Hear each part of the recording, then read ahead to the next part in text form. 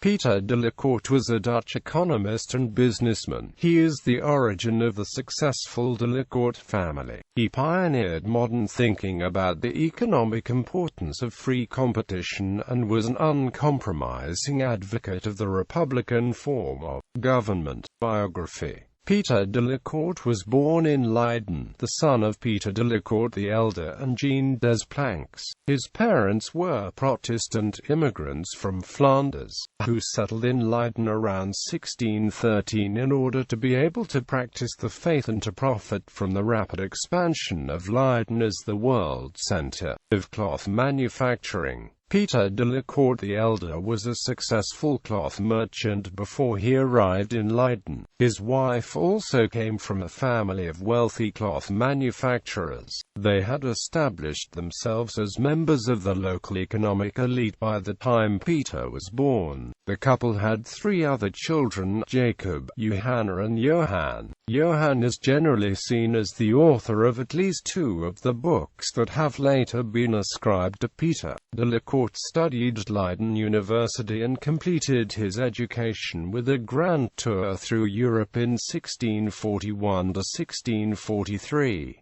He went to London, Saumur, Geneva and Bâle. The diary he kept during his journey has been preserved and was published in 1928. After returning to Leiden, de la Court entered his father's profession and set up a cloth trading firm with his brother Johan. By 1650 the firm of the 2 brothers had evolved into one of the leading cloth operations in spite of his immigrant background, de la Court was able to penetrate the social elite of Holland. He became a close friend of Johan Elleman, who was a member of Leiden's governing council and a relative of John de Witt, the de facto leader of the Dutch Republic between 1653 and 1672.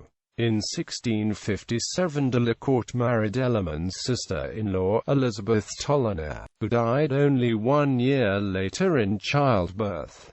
In 1660 death struck again, this time taking de la Court's younger brother and business partner Johan. Pieter was remarried in 1661, this time to Catharina van der Voort, the sister of 2 wealthy Amsterdam merchants and, again, a relative of John de Witt. It was in this turbulent period of de la Court's life that he published almost all of his books about the political economy of Holland and the larger Dutch Republic. In the preface to the Interest van Holland, the most renowned of these books, he explicitly ascribed this publishing frenzy to the need to distract his mind from the tragedy that had hit him. The centerpiece of this body of work was The Interest of Holland, published in 1662.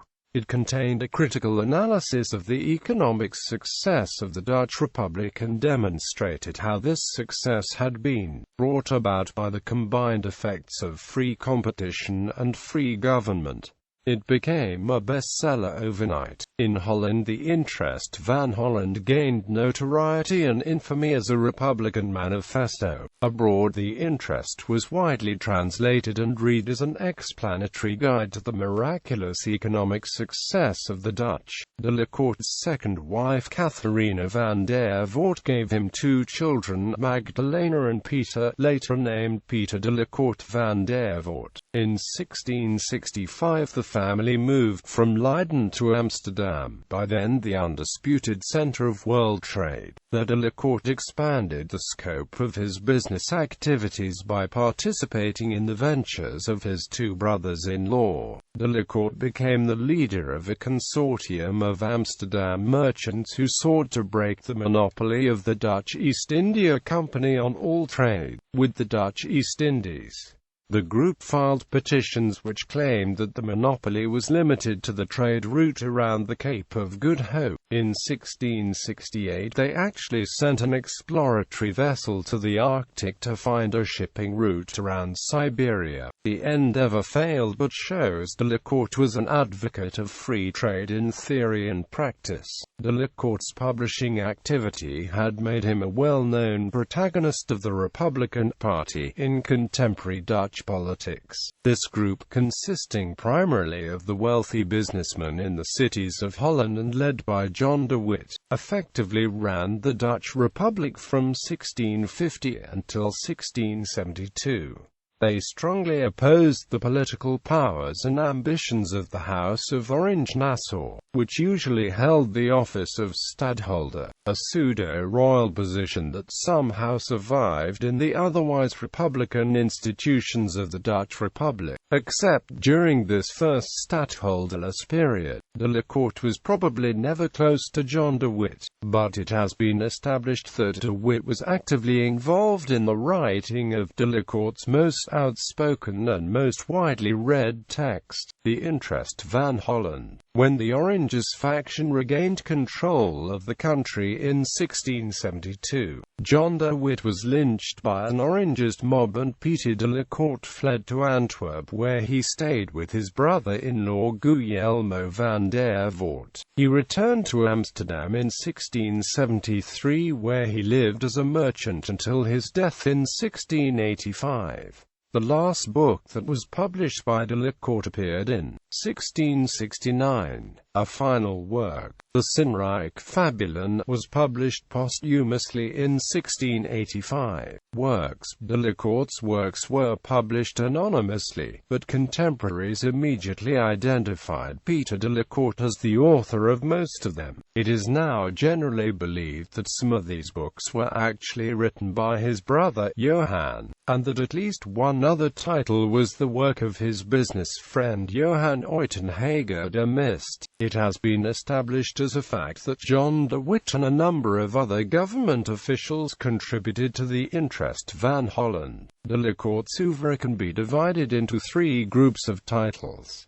Political economy. The Interest van Holland was published in 1662 and immediately became a bestseller in Holland and later also elsewhere. The book contained an analysis of the miraculous economic success of Holland, the leading province of the Dutch Republic, and then set out to establish the economic and political principles on which that success was based. De la Court identified free competition and the republican form of government as the leading factors contributing to the wealth and power of his home country. The book was written in an outspoken and polemic style and went through 8 editions in 1662.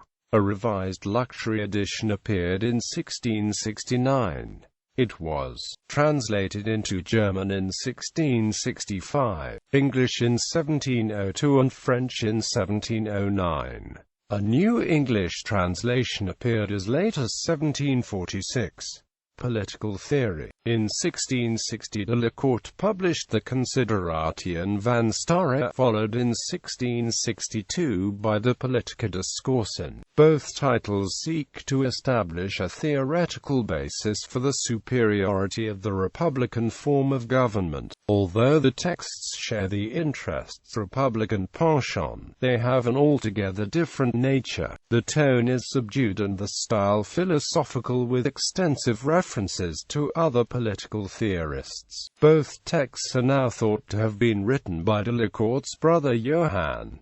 Political pamphlets. The third and most extensive part of de la Court's work is the series of republican and anti-monarchist pamphlets he published in 1662 and 1663. The most well-known of the Historie der Graaflijke Regering in Holland and a Stadhoudelijke Regering in Holland and West-Friesland. Both books contain vivid albeit rather one-sided descriptions of the damage that had been done to the country by monarchical leaders since the Middle Ages. Influence. The Interest van Holland is one of the preeminent textbooks of economic and political freedom in the 17th and 18th centuries. The book was an immediate bestseller in the Dutch Republic and went through 11 editions between 1662 and 1671. The Dutch version was read in political circles throughout Europe and translations appeared in German, French and English. The book had significant influence on political and economic thinking, but its primary importance lay in the impact it had on office holders and political reality. The Interest van Holland was not a philosophical disquisition, but a recipe book for political and economic success. Within the Dutch Republic, the Interest van Holland became the de facto government manifesto of the Republican oligarchy led by John de Witt until 1672. The Interest van Holland viciously attacked the pseudo-royal stadtholders. De Witt abolished the office in 1669.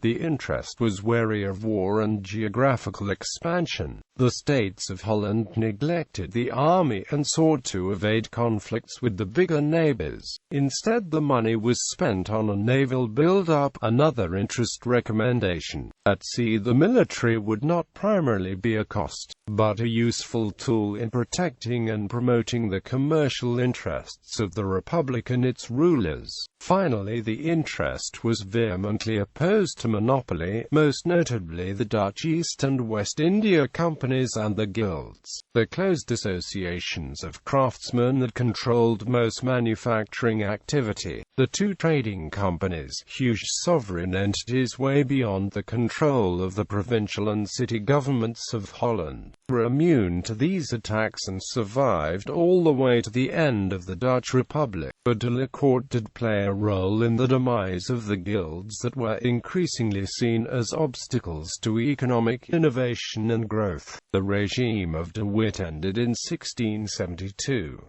The Interest van Holland remained a leading source of Republican inspiration until the dissolution of the Republiek der Zeven Nederlanden in 1795. The Interest van Holland was widely read in Europe for a number of reasons. When the book appeared, it stirred the curiosity of political rulers throughout the continent because it was seen as a look into the backrooms of the Dutch political and economic machinery. Later, the text was espoused by supporters of free trade and republicanism throughout Europe, for whom it remained a source of inspiration until the end of the 18th century. It is hard to overestimate the profound influence of the Interest van Holland on the European and American political elites of the 17th and 18th centuries, as can be seen from numerous examples. The book was read and used by politicians as diverse as Jean-Baptiste Colbert, James Madison, and Turgot. It was quoted and discussed by free trade pamphleteers in Britain and physiocrats in France. It can be assumed that the book was also one of the sources of inspiration also for Adam Smith's Wealth of Nations.